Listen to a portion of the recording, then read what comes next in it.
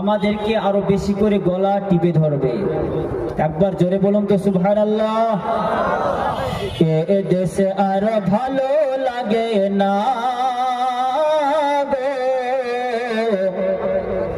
নবে না, মন যেতে চায় সোনার মদিনা।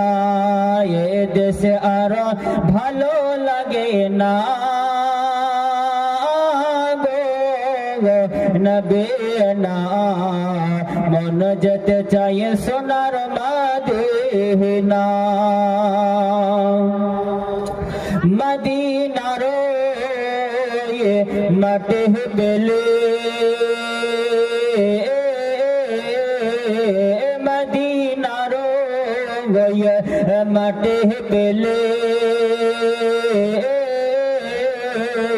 চোখে দিতাম সুরমা বলে, তবে মৃতক মনের বাসনা গো নবে না, মন যেতে চাই সোনার মদিনা। এ দেশে আর ভালো লাগে না গো নবে না, মন যেতে চাই সোনার মদিনা। মনে বড় আশা আছে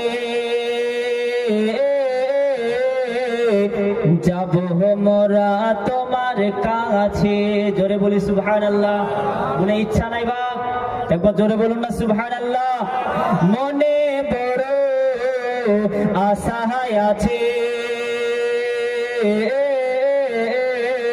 যাব মোরা তোমার কাছে, টাকা বিনে যাইতে পারি না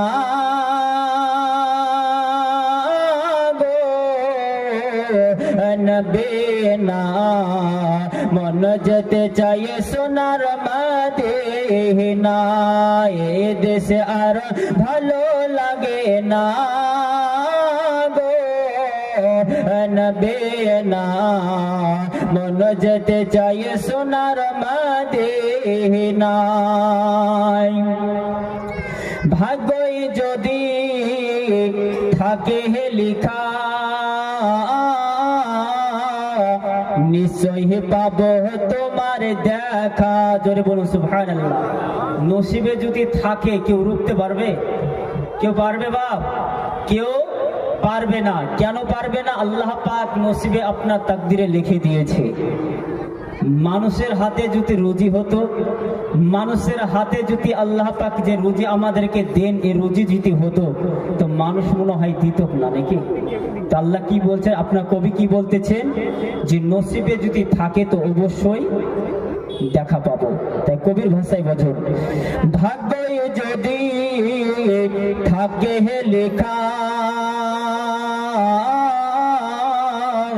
নিশ্চয় পাবো তোমার দেখা, তখন খোলে বলিব মনের বাসনা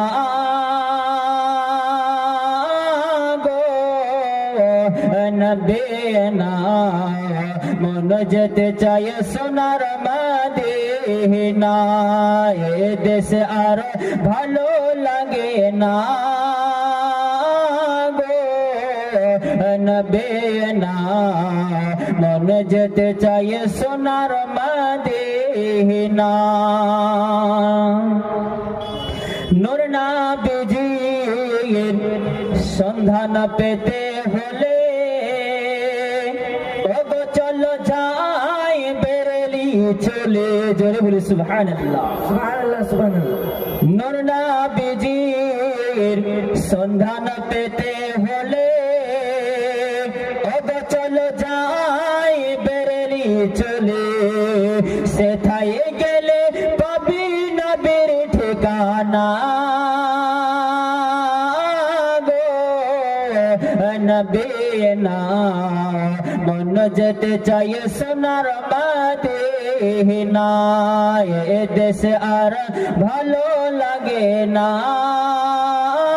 গো নবে না, মন যেতে চাইয়ে সোনার মদিনা আল্লাহুম্মা